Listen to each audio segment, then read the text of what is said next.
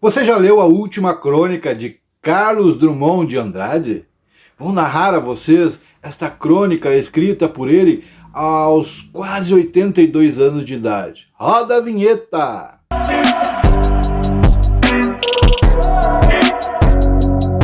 Sejam todos muito bem-vindos à família Poesias e Luz. Eu sou o Fábio Rodrigues e para vocês que já conhecem nosso conteúdo, hoje é dia de crônica. E se você está aqui pela primeira vez, já te inscreve aqui, deixa aquele like legal e ativa o sininho para ser notificado toda vez que tivermos um novo vídeo. Esta crônica foi publicada em 1984, sendo a última crônica de Carlos Drummond de Andrade, colocando um ponto final na parceria de 15 anos entre o escritor e o influente jornal do Brasil na época. Carlos Drummond de Andrade recebeu o grandioso título de maior poeta brasileiro do século XX. A epígrafe é incontestável, basta passear por suas obras para compreender por que crítica e público reverenciam o talento de um de nossos maiores expressões literárias.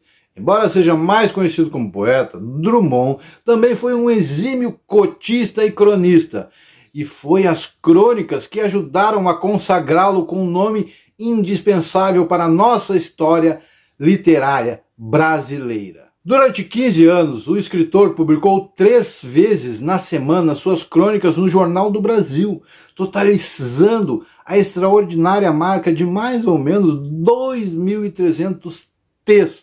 A última crônica não poderia ser com título diferente. Simplesmente Ciao.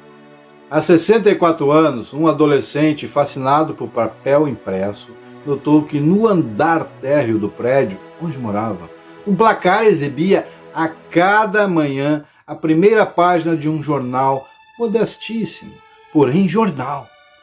Não teve dúvida, entrou e ofereceu os seus serviços ao diretor, que era sozinho, todo o pessoal da redação.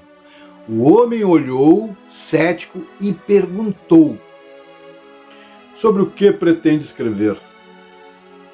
Sobre tudo, cinema, literatura, vida urbana, moral, coisas desse mundo e de qualquer outro possível. O diretor, ao perceber que alguém, mesmo inepto, se dispunha a fazer o jornal para ele, praticamente de graça, topou.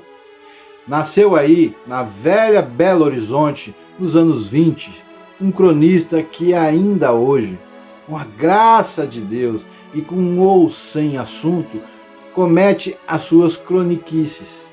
Comete é tempo errado de verbo, melhor dizer, cometia, pois chegou o momento desse costumaz rabiscador de letras pendurar a chuteira, que praticamente jamais calçou, e dizer aos leitores um ciao, adeus, sem melancolia, mas oportuno.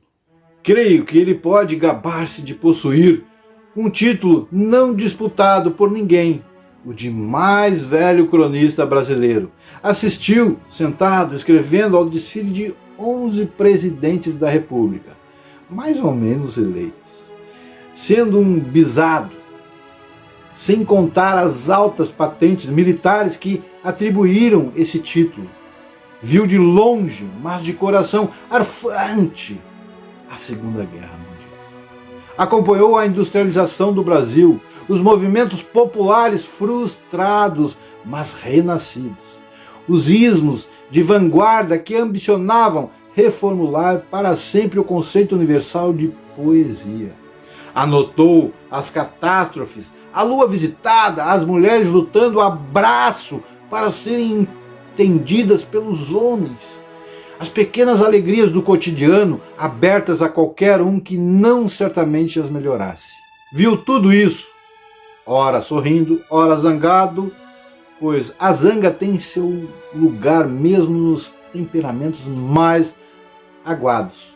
Procurou extrair de cada coisa não uma lição, mas um traço que comovesse ou distraísse o leitor, fazendo-o sorrir, se não do acontecimento, pelo menos do próprio cronista, que às vezes se torna cronista do seu umbigo, ironizando-se a si mesmo antes que os outros façam. Crônica tem essa vantagem. Não obriga ao paletó e gravata do editorialista, forçando a definir uma posição correta diante dos grandes problemas.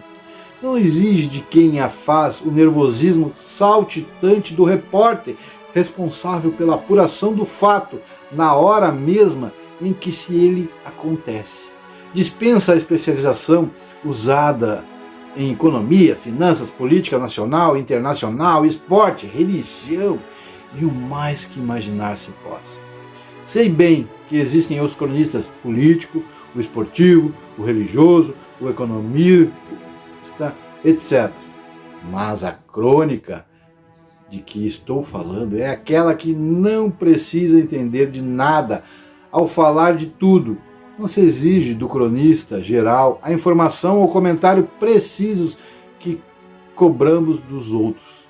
O que lhe pedimos é uma espécie de loucura mansa que desenvolva determinado ponto de vista, não ortodoxo e não trivial, e desperte em nós a inclinação para o jogo da fantasia. O absurdo é a vadiação de espírito. Claro que ele deve ser um cara confiável, ainda na divagação. Não se compreende ou não compreendo cronistas facioso que sirva a interesse pessoal ou de grupo, porque a crônica é território livre da imaginação, empenhada em circular entre os acontecimentos do dia, sem procurar influir neles. Fazer mais do que isso seria pretensão descabida de sua parte. Ele sabe que seu prazo de atuação é limitado, minutos no café da manhã ou à espera do coletivo. Com esse espírito, a tarefa do croniqueiro, estreando no tempo da Epitácio Pessoa, alguns de vocês já teriam nascido nos anos antes de Cristo, de 1920? Duvido, não foi penosa e valeu-lhe algumas doçuras. Uma delas, ter aliviado a amargura de mãe que pondera a filha jovem. Em compensação, alguns anônimos e inominados o desancaram, como a lhe dizerem: é para você não ficar metido a besta, julgando que seus comentários passarão à história. Ele sabe que não passarão. E daí? Melhor aceitar as louvações e esquecer as descalçadeiras. Foi o que esse outrora rapaz fez, ou tentou fazer, em mais de 6 décadas. Em certo período, consagrou mais tempo às tarefas burocráticas do que ao jornalismo. Porém, jamais deixou de ser homem de jornal, leitor implacável de jornais, interessado em seguir não apenas o desdobrar das notícias, como as diferentes maneiras de apresentá-la ao público. Uma página bem diagramada causava-lhe prazer estético. A charge, a foto, a reportagem, a legenda bem feitas, o estilo particular de cada diário ou revista eram para ele, e não motivos de alegria profissional. As duas grandes casas do jornalismo brasileiro ele se orgulha de ter pertencido: o extinto Correio da Manhã, de valente memória, e o Jornal do Brasil, por ser conceito humanístico na função da imprensa do mundo.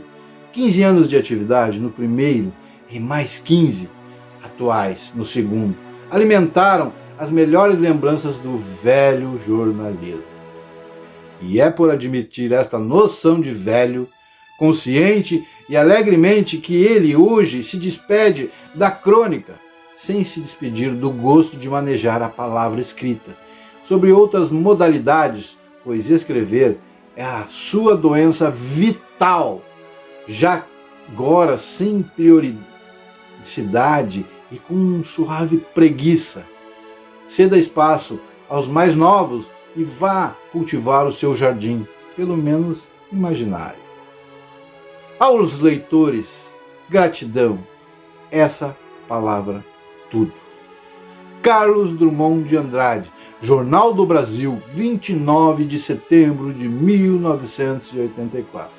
Esta foi a última crônica escrita para o Jornal do Brasil por Carlos Drummond de Andrade.